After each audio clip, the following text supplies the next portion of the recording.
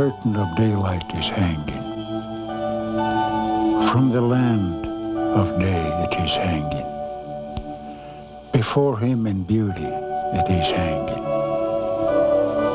Before him as it dawns it is hanging.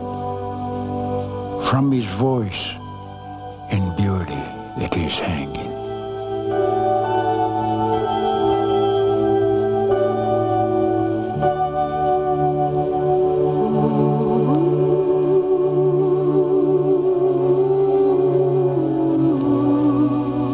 Mother Earth, all things belong to you.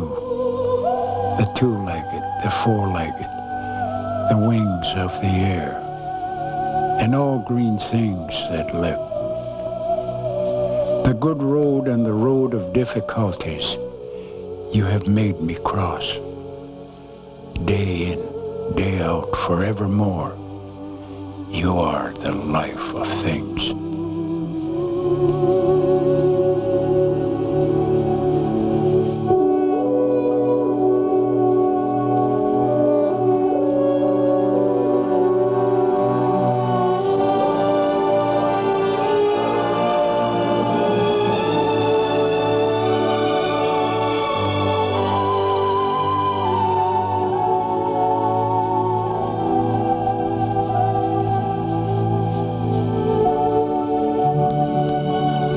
Southern Oklahoma, the animal and plant species of east and west meet and flourish in harmony with each other. The land gives life and nourishes them.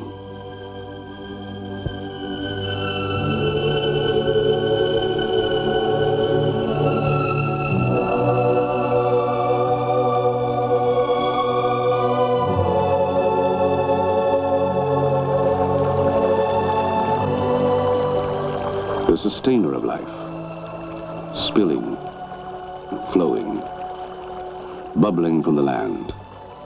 From the land, the water receives minerals, and when it emerges from beneath the surface of the land, it is as sulfur and bromide and freshwater springs.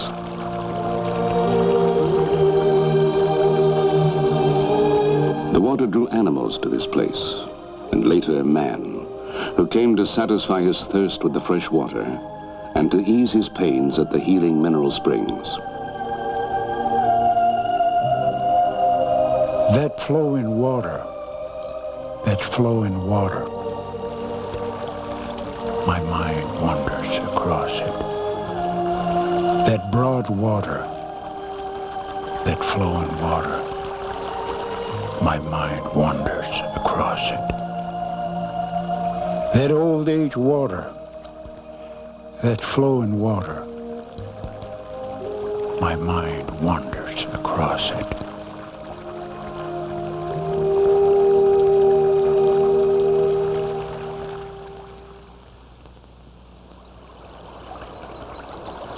Thousands of years ago, bands of ancient hunters rested here, refreshed by the cool waters. Early Indians camped in the area, finding plentiful game in a mild climate. This land was a refuge and a home.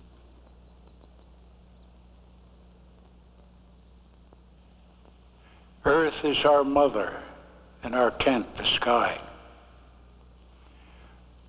Only the earth endures. It endures forever. After this land became little used, it once again looked as it had in the time before the first man had come. Moon of new grass, moon of ripe plums, moon of falling leaves, snowblind moon. Month followed month, and the years passed into one another. Only the buffalo and small wildlife roamed the land. 1,000 miles to the east, the Indians living on the eastern coast of the country near the Great Sea were being crowded by a new kind of people who were arriving from other lands. For more than 70 years I have hunted in this grove and fished in this stream.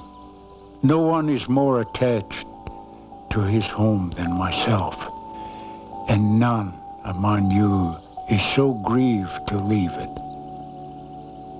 But the time is near at hand when the red man of the forest will have to leave the land of his nativity and find a home toward the setting sun. The white man of the east, whose numbers are like the sands of the sea, will overrun and take possession of this country. The 5 civilized tribes had almost completely adopted the culture of the white man when they were moved by the federal government to Indian Territory, which would become the state of Oklahoma. When their journey westward finally ended, their love and reverence for land, which had always been part of their heritage, reaffirmed itself. The earth is part of my body, and I never gave up the earth. To us, the grass and the big hills, and the northern lights and the sunsets are all alive, and we live with these things, and live in the spirit of the land, as no white person can do. It was the Chickasaw tribe that located on the land that included the springs. They became the first permanent settlers of the area and used the waters to cure their sick and aged. Their cattle roamed through the tall grass. Their livestock watered in the creeks. I never want to leave this country. When I fall to pieces, I'm going to fall to pieces here. One does not sell the earth on which the people walk. It was not long before the Chickasaw were confronted with a different attitude toward the land. White settlers were moving west, looking for land on which to build homes and towns. While the Indians did not greatly disturb the land, the white man believed it was meant to be tamed with the plow. Some of the first white pioneers who drifted into the area married Chickasaw women and acquired the privilege of taking claim to tribal land. Other settlers, called nesters by the Indians, leased land from the Indians and ran their livestock on the range. White men heard of the healing properties of the springs and moved to the area for their help.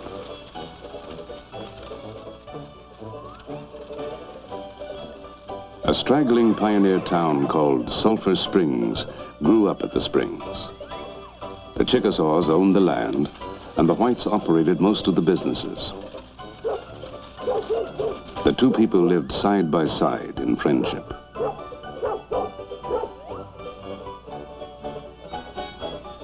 My people have grown up together with these white men who have married into our tribe.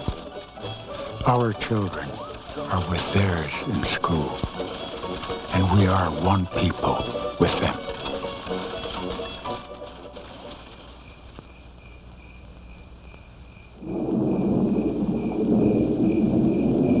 Among the white townspeople were men who wanted to develop the area of the mineral springs into a great health resort.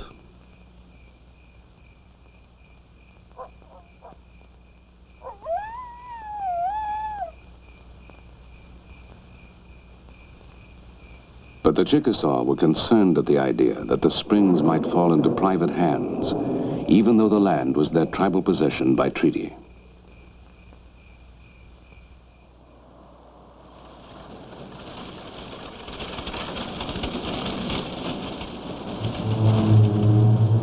With the question of a resort still unresolved, a Sulphur Springs representative journeyed to Washington, D.C. to request a post office for the growing town. There he was to meet with government officials who had heard intriguing reports of the mineral springs.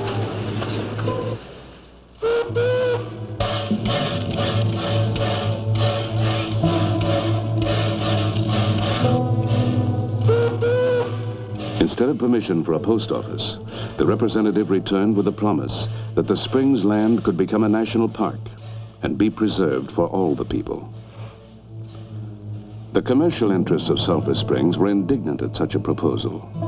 A national park would prevent the development of a health resort, and they saw no reason to maintain such an area in its natural state. They felt that they must conquer and dominate the wilderness, and that the undeveloped land was wasted land. In March 1902, the Chickasaw and Choctaw chiefs were invited to a special conference to discuss the preservation of the springs because they had final veto power over the park proposal. In September of the same year, the chiefs received a written promise that all the people would have the use of the waters for all time. They ratified the agreement with the government. In 1902, Pavilion Spring was known as Big Tom Springs. Following the creation of the park, the town that was centered around this spring was dismantled and moved outside of the 640 acres set aside as the park. 218 additional acres were added to the park in 1903. This land was ceded to the government by the Indians to be preserved as a national park for future generations to enjoy. This land was to remain as the Indian had known and loved it.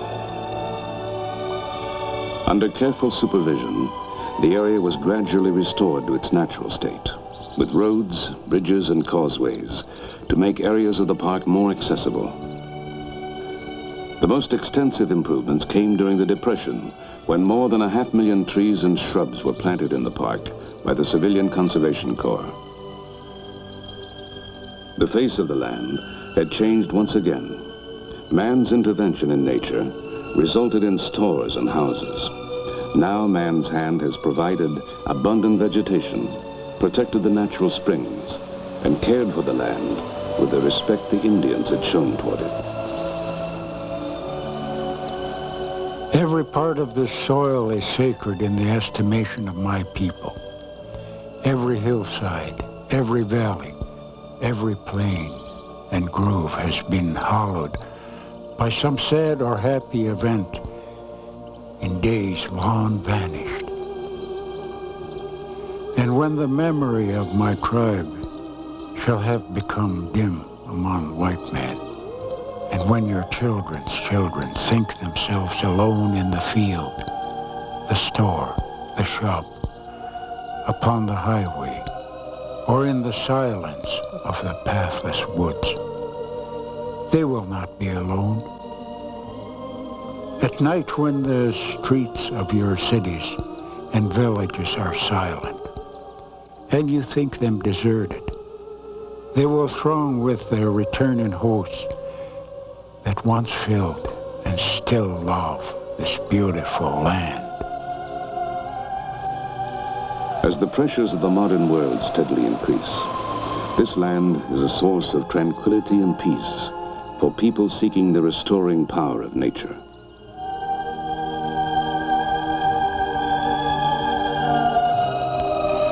We sang songs that carried in their melodies all the sounds of nature, the running of waters, the sighing of winds, and the calls of the animals. Teach these to your children, that they may come to love nature as we love it. The land is still maintained, but man's goal is no longer to subdue nature, but to work in harmony with it, allowing it to follow its own rhythms through the seasons, through storm, flood, and drought. Our earth endures. This is the song of the hills, in the hour when they walk together, when the glow dies down in the west and leaves the heavens tender, in the pure and shadowless hour when the mountains talk together. Through the returning seasons may I walk, with dew about my feet may I walk, with beauty all around me may I walk, in old age wandering on a trail of beauty may I walk. It is finished in beauty. It is finished in beauty.